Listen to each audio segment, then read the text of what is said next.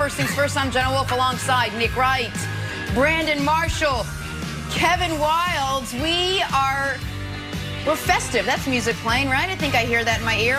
Although I've been hearing music in my ear for 3 years now. We got a great show for you coming up today. 2 jam-packed hours getting you ready for a fantastic weekend of football. And let us start with the marquee matchup of the weekend. The 5-1 Ravens hosting the 6-0 Steelers. Surprisingly, the first head-to-head matchup between Big Ben and Lamar Jackson. What's on the line? Oh, I don't know. How about first place in a crowded AFC North? Brandon Marshall, my friend, we hand the reins over to you. Take us through the keys to the game. How do the Ravens take down the league's last undefeated team? So are you guys messing with me? We're back with the Jets jersey. What happened to the Bears jersey? Put the Dolphins jersey. What are you guys doing right now? We've got jersey integrity. Jets jersey. Did I say Jets jersey? I got a lot to say. Yes. Yeah, you did. Yes, you did. All right, look, listen. So you guys know that I picked the Pittsburgh Steelers to make it to the Super Bowl and lose to the Seattle Seahawks. So this is a big game for our boys. But for the Baltimore Ravens to get a win, here are the keys to their success, starting with Lamar Jackson in this offense. Lamar Jackson has to be 75% completing his passes with 0 interceptions. Last year, Nick, 3 interceptions. He had accuracy issues, and he struggled reading coverage. So it starts with Lamar Jackson. Number 2, what these wide receivers have to do, they have to get yak. Do you know what yak is? I'm sure you do. Yards after the catch. I need 100 yards after the catch because this defense do a phenomenal job of eliminating the big play.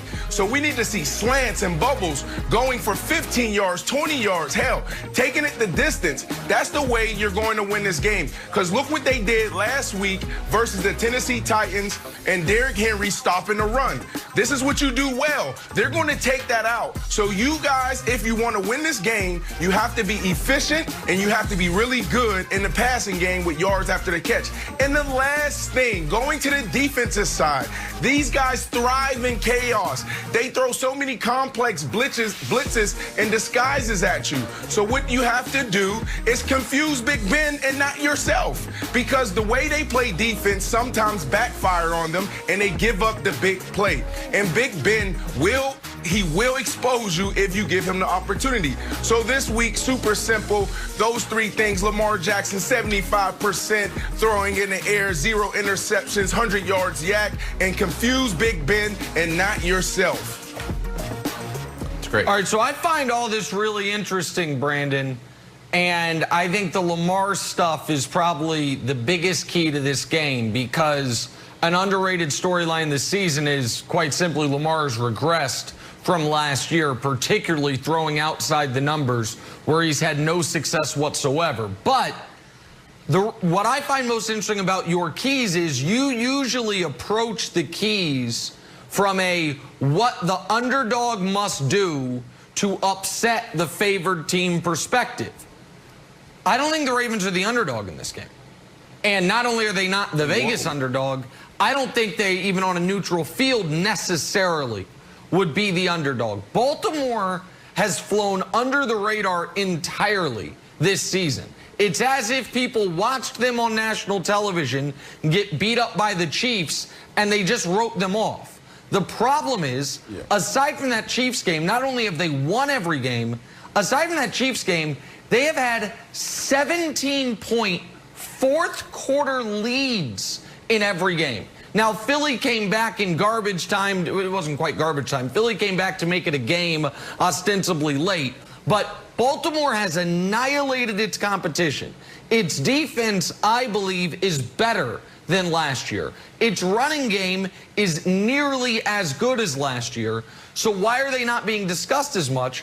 The answer, I think, is because Lamar's yards per game are down. His yards per attempt are down. His completion percentage is down. His passer rating is down. And he isn't having the wow plays through the air that he had last season to go along with the consistent wow plays with his legs. And Wilds, that to me is going to be potentially the deciding factor of this game. Nobody can run on Pittsburgh. Derrick Henry couldn't run on Pittsburgh. Nobody can run on Pittsburgh. And Mark Ingram's banged up a bit. Is Lamar going to be able to take advantage of the fact they don't have Devin Bush out there in the middle calling signals for him and beat a team through the air, which honestly he hasn't done or hasn't had to do since week 1 this season? Yeah, I mean, I think people are underrating or properly rating, I would argue, the Ravens because where's the big win? Where's the big win that I'm pointing to that I'm like, the Ravens, they're so good. They had the chance against the Chiefs and they blew it.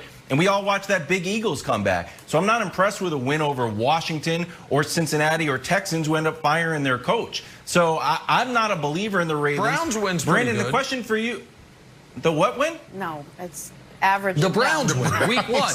That's a pretty, I mean, they annihilated a team that's 5-1 since. But I think Wilds, no, Wilds, I'm not trying to undercut you. I think what the problem there is, it happened before you knew the Browns were a good team. I think it was week 1, you didn't know what the Browns were going to be. And so beating the Browns 38-6 in week 1, it feels different if it's later. Wilds, I'm with you. Wilds, I'm with you. Yeah, what win, Browns? Are you seriously? Yeah. So what's your question? Well, we got a lot more to go on this game. Go ahead. No, go, Jenna. All right, I'm going to take it. We got a lot more to discuss on this game right here. I'm going to take it from you now, Brent. Okay. All right, awkward. Here we go. Julio Jones, big game last night. I want to get to this before we break. He helped the Falcons beat Carolina. 7 catches, 137 yards from him. And to boot, this little gem of a quote. Listen up. You think you're still the best wide receiver in the National Football League? Absolutely, I think I'm the best. I mean, no doubt about it.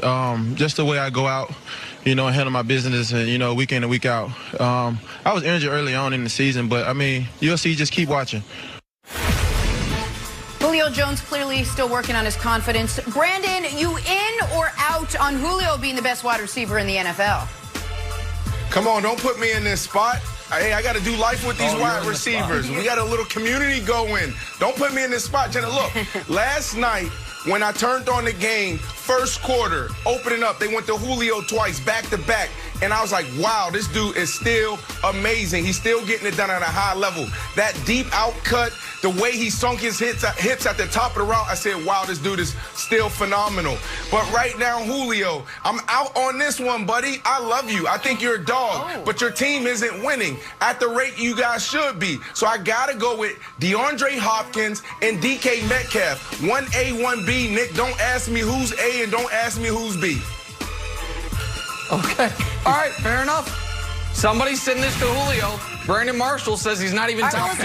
As good as Julio is for the Falcons, still just win number 2 on the year. Cam Newton's Patriots also only 2 wins. Wait till you hear what Cam had to say about how important a win on Sunday is for New England. Still to come. First things first.